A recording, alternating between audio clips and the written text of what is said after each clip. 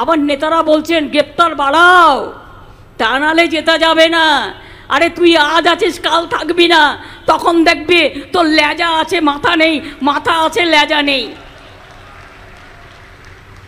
আজকে এত দর্ব, এত অহংকার কিসের জন্য? জোর সারা ভারতবর্ষ থাকবে আর বাংলায় তৃণমূল কংগ্রেস লড়াই করবে। মনে রাখবেন, বাংলায় তৃণমূল কংগ্রেসই বিজেপিকে শিক্ষা দিতে পারে, সারা ভারতবর্ষকে পথ দেখাতে পারে, অন্য কোনো পার্টি নয়। ভাঙড় রাজারহাট দিয়ে গঙ্গায়, হাবড়ায় বালুকে অ্যারেস্ট করে অনেক কাজ করেছে। ও অ্যারেস্ট করেছে কিসের জন্য? যাতে পার্টির কাজ করতে না পারে, যাতে ইলেকশন করতে না পারে। আর সেই সুযোগে সিপিএম, কংগ্রেস, বিজেপি একসাথে বেরিয়ে পড়েছে রাস্তায়, রোজ মিছিল করছে আর সবাইকে চোর চোর বলছে। ওরে, আমরা যদি গরিব লোকেরা যদি কেউ একটার জায়গায় দুটো বিড়ি খায়, তখন তাকে চোর বলতে পারিস। আর তোদের মতো কোটিপতিরা যদি হাজার হাজার কোটি কোটি টাকা ঘুষ খায়, তাদের চোর বলা যায় না। তার কারণ তারা নয় ইডি করবে, নয় সিবিআই করবে। আগেও অনেক গভর্নমেন্ট ছিল, কোনোদিন এই জিনিস হয়নি। আজকে আপনারা দেখেছেন পার্লামেন্টে 150 জন সাংসদকে সাসপেন্ড করে রেখে দিয়েছে। কোনোদিন হয়েছে ভারতবর্ষের বুকে? কোনোদিন হয়নি। চলছে অত্যাচার, সন্ত্রাস। আপনারা দেখেছেন সংখ্যালঘুদের ওপর, খ্রিস্টানদের ওপর, দলিতদের ওপর, তপশিলীদের ওপর, আদিবাসীদের ওপর সারা ভারতবর্ষে কি অত্যাচার চালাচ্ছে। এই অত্যাচার বন্ধ করতে হবে। এই অত্যাচার বন্ধ করবার জন্য ডাক দিয়ে যাই নাগিনীর সাথে যারা সংগ্রামের তরে প্রস্তুত হন ঘরে ঘরে। আমি ছাত্র যৌবনদের বলবো, আরও বেশি করে এগিয়ে আসুন এবং একসাথে কাজ করুন, ঝাঁপিয়ে পড়ুন দেশমাতৃকার জন্য, রাজ্যের জন্য, মানুষের জন্য। Dedicated to the people. স্বামী বিবেকানন্দকে দেখুন কি বলেছেন, নেতাজি সুভাষচন্দ্র কি বলেছেন। আজকে মা বোনেদের দেখুন যে রাদেশে চুলো বাঁধে। আজকে মেয়েরা আমাদের সমাজের গর্ব, অহংকার, সব কাজই তারা করে। ছেলেদের কিভাবে সাহায্য করেন।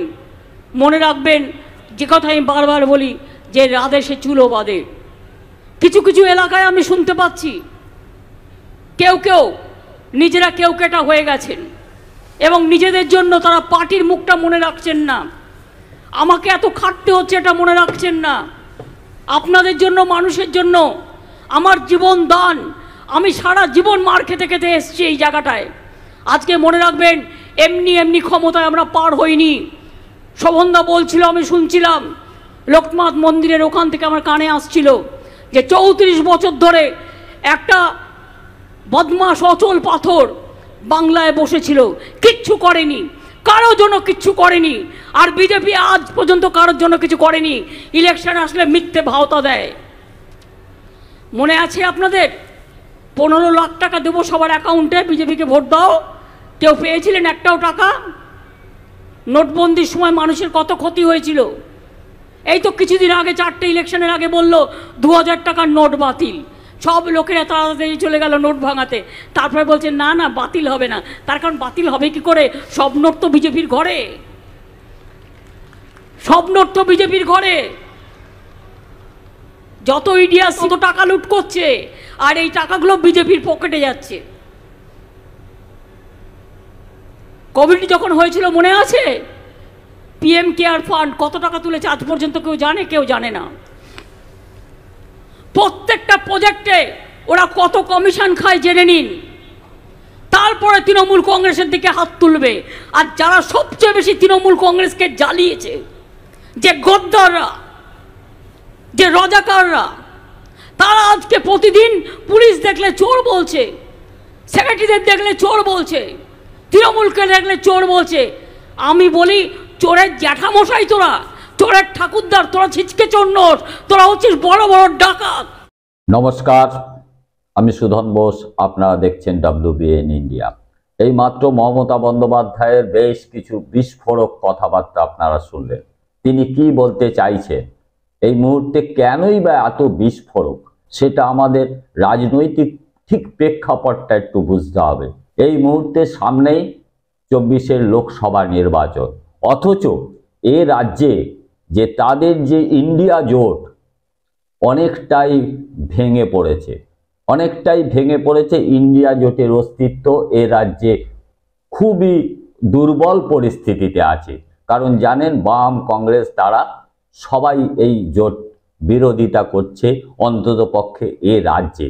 তাতে তৃণমূলের কিছু অসুবিধা হয়নি। যদি বলেন কেন, এ রাজ্যে প্রধান বিরোধী মানে কেন্দ্রীয় সরকারের বিরোধী দল সেটা তৃণমূল কংগ্রেসই, তাদেরই আসন ছিল এখানে বিরোধীদের বেশি লোকসভা নির্বাচনে, অতএব সেই ক্ষেত্রে তাদের সুবিধাই হবে। কিন্তু দেখা গেছে যে কংগ্রেসের সঙ্গে একটা আতাত রাখার জন্য, জোট ধর্ম বজায় রাখার জন্য তারা তবুও বেশ কিছু 2-3টে আসন ছাড়ার কথা বলেছিল হয়তো। কিন্তু দেখা যাচ্ছে যে এখানকার যে রাজ্যের যে কংগ্রেস বা সিপিএম তারা কিন্তু এই জোট করতে চাইছে না। তিনি কি করছেন? তিনি এইটাই বোঝাতে চাইছেন যে এই মুহূর্তে তৃণমূল কারোর জোটের দরকার নেই এই রাজ্যে, তারাই সমস্ত বিরোধিতা করে এই বিজেপিকে এ রাজ্যে আটকাতে সক্ষম, সেটা তিনি বলছেন।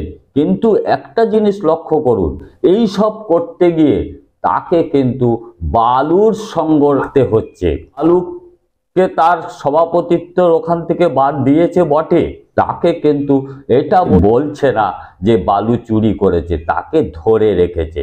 এটা সিবিআই, ইডি, কেন্দ্রীয় সরকারের প্ররোচনায় ইচ্ছাকৃত তাদেরকে আটকে রাখা হয়েছে, তারা যাতে এই ভোটে নির্বাচনে কাজ না করতে পারে। কিন্তু এটা মানতো যদি এই বিপুল সম্পত্তি, এই সমস্ত কিছু সামনে না আসতো, কোর্টে দাখিল না হতো। এটা তো কোর্টের নির্দেশে এই মুহূর্তে তদন্ত চলছে, সেই তদন্ত তো কোনো রাজনৈতিক দলের ঘাড়ে যেতে পারে না। আমরা তো দেখছি কোর্ট মনিটরিং করছে, অন্য দিক থেকে দেখছি যে অনেক সময় যে এই দুর্নীতির যে তদন্ত অনেকটা স্লথ হচ্ছে। আমাদের এখনো সংশয় আছে যে এই তদন্ত শেষ পর্যন্ত কোথায় গিয়ে দাঁড়াবে। নির্বাচনের আগে পর্যন্ত এর তড়িঘড়ি ব্যবস্থা, এই যে অভিযোগ একটা আসছে যে রাজনৈতিক প্রতিহিংসা এ রাজ্যে অন্ততপক্ষে চলছে সিবিআই, ইডি দিয়ে।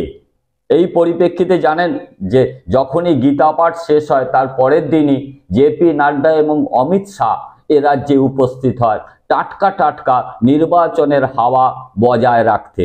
তারা এসে তাদের কমিটি গঠন করেছে, সেইখানে আইটি সেল বা মিডিয়াকে ডেকেছিলেন। তারা কিন্তু বেশ কিছু প্রশ্ন করে। কখন প্রশ্ন করে জানেন? যখন অমিত শাহ উল্লেখ করেন যাদের যাদের গ্রেপ্তার করা হয়েছে তারা দুর্নীতি করেছে, তাদেরকে গ্রেপ্তার করেছে সিবিআই, তারা ষড়যন্ত্রী এইটা, তখন তাকে প্রশ্ন করা হয় ভাইপো কি গ্রেপ্তার হবে? তখন দেখা যায় তিনি এটাই বলেছেন, আমি যারা গ্রেপ্তার হয়েছে তাদের কথা বলছি, যারা গ্রেপ্তার হয়নি তাদের কথা আমি বলছি না, যারা গ্রেপ্তার হয়েছে তাদের কথা বলছি। এইটার ফাঁকে তিনি একটুখানি হাসি হেসেছিলেন। কিন্তু এটা ঠিক যে স্বরাষ্ট্রমন্ত্রী হিসেবে তিনি যে জবাব দিয়েছেন সেটাই সঠিক। কারণ স্বরাষ্ট্রমন্ত্রী কখনো বলতে পারে না যে অমুকে গ্রেপ্তার হবে। আরে দোষ করলে গ্রেপ্তার হবে, বা অভিযোগ যদি সামনে সম্পূর্ণ সেরমভাবে আসে তবে তো গ্রেপ্তার হবে, নয়তো গ্রেপ্তার করার তো কোনো ব্যাপারই নেই। সেই ক্ষেত্রে অমিত শাহ সঠিক দায়িত্বই পালন করেছেন অন্তত পক্ষে দেশের স্বরাষ্ট্রমন্ত্রী হিসেবে। কিন্তু এইদিকে জোটের অবস্থা ঘেটে ঘই হয়ে গেছে। কারণ আমরা যেটা বুঝতে পারছি, সত্যিকারের জোটের যে পরিস্থিতি এই মুহূর্তে নানান জায়গায়, নানান রাজ্যের রাজনীতি সমস্ত মিলে তাল গোল মিলে গেছে। কারণ আমাদের রাজ্য দিয়েই আমরা পরিষ্কার বুঝতে পারছি মমতা বন্দ্যোপাধ্যায় এখন তাকে ডিপেন্ড করতে হচ্ছে। যারা চুরি করেছিল, যারা জেলে আছে তাদেরকেও সঙ্গে রাখতে হচ্ছে, তাদেরকে এই কথা বলে রাখছে। এই কথা কেন বলছেন?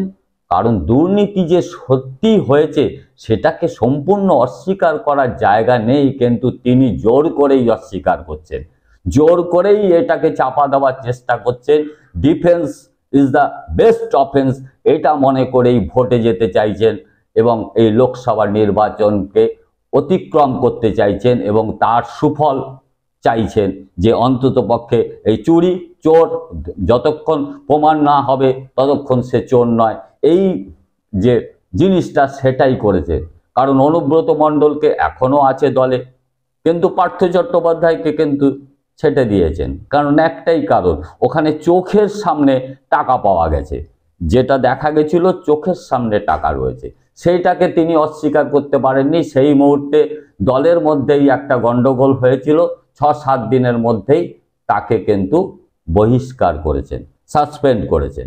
কিন্তু পরবর্তীকালে এই অনুব্রত মণ্ডল, ওই অন্য জ্যোতিপ্রিয় মল্লিক, এরা কিন্তু রয়ে গেছে বহাল তবিয়াতে। আপাতত দল তাদের বিরুদ্ধে কিছু করেনি। এদিকে সবচেয়ে বেশি বিপজ্জনক এবং গুরুত্বপূর্ণ লোক এই মুহূর্তে রাজ্যে কে বলুন তো? এই মুহূর্তে এই তদন্তের সবচেয়ে চাবিকাঠিটা কোথায়? এই যে তদন্তটা খুলবে, সেই চাবিকাঠিটা কোথায়?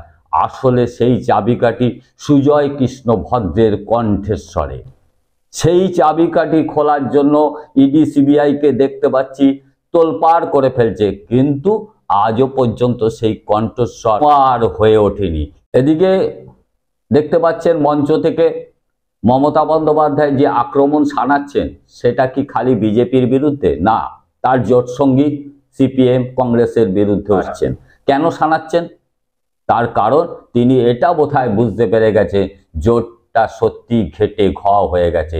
যা করতে হবে নিজেদের দৌলতে, নিজেদের অস্তিত্বে, নিজেদের ভোট বাড়িয়ে সেখানে লড়াই করে এই বিজেপিকে হারাতে হবে, না হলে সম্ভব নয়। দুর্নীতিকে অস্বীকার করার জন্যই কি তিনি এই রকম ধরনের কথাবার্তা বলছেন? ভালো করে কথাগুলো শুনেছেন নিশ্চয়ই। কথার মধ্যে অনেক কিছু আছে যেটা দুর্নীতিকে সমর্থন না করলেও সমর্থনই আছে। বিষয়ে আপনাদের মতামত আপনারা জানাবেন। দেখা হবে অন্য কোনো প্রতিবেদনে। নমস্কার।